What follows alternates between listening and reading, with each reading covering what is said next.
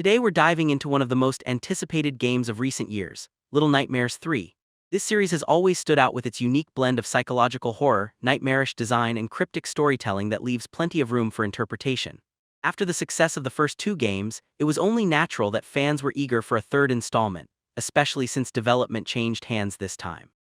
Tarsier Studios, the original creators, stepped back and the project was taken over by Supermassive Games, the studio known for cinematic horror titles like Until Dawn and the Dark Pictures anthology. In this review, I'll look at the game as neutrally as possible, starting with the story and atmosphere, moving into gameplay, visuals, and audio, and finally the strengths and weaknesses that define the overall experience. From the very beginning, the game throws us into a world that feels familiar but also unsettlingly different. As always, the narrative is deliberately vague. There's no direct exposition or lengthy dialogue. Instead, the story unfolds through environmental details, visual hints, and the way characters move and interact, giving you the sense of being trapped in a living nightmare. This time we follow two new protagonists, Lo and Alone, children trying to escape a dark city crawling with twisted, monstrous figures. The core idea revolves around cooperation between the two characters, whether you play solo or online with a friend. The atmosphere remains as haunting as ever, with levels that amplify feelings of unease and dread. You'll pass through abandoned schools, shadowy tunnels, and hospitals filled with grotesque dolls, all designed to keep you on edge. In terms of gameplay, the series' fundamentals remain intact. A 2.5D side-scrolling perspective, stealth, puzzle-solving, and evasion rather than combat. What's new here is the focus on cooperation, which has become central to the experience. Playing solo means the AI controls the second character, while playing online allows each player to take on one role. This mechanic adds new depth, especially in puzzles that require teamwork like moving large objects, lifting doors, or hitting switches simultaneously.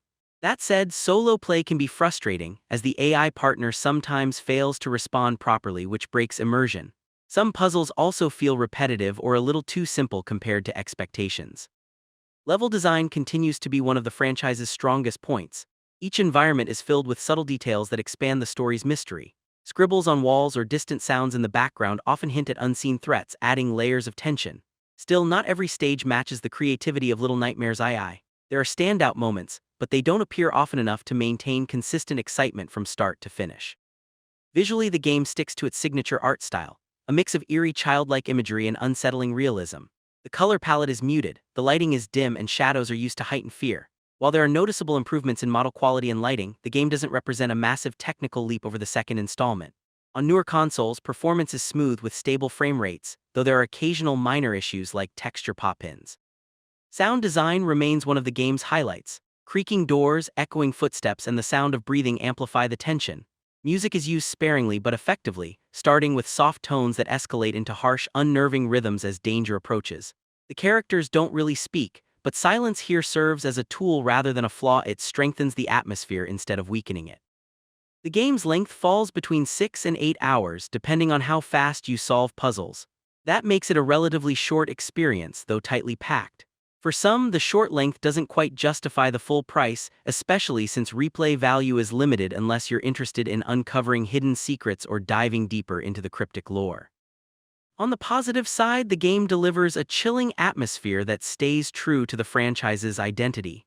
Levels are full of symbolic details, co-op gameplay adds a new dimension, the audio and music are excellent, and the art direction is consistently striking.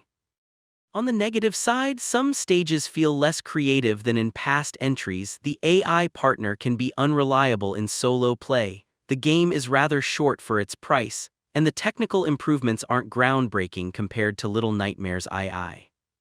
In the end, Little Nightmares 3 is a very good game for fans of the series and those who love psychological horror. It preserves the spirit of the earlier entries while introducing co-op gameplay, but it's not without flaws, repetition, short length, and a few technical hiccups. If you're looking for a short but intense experience full of haunting imagery and nightmarish tension, this game delivers. If you were expecting a major leap forward or a clearer story, you might walk away slightly disappointed. Overall, it's not a revolution, but it's a steady step that cements the series' place as one of the most distinctive horror franchises out there.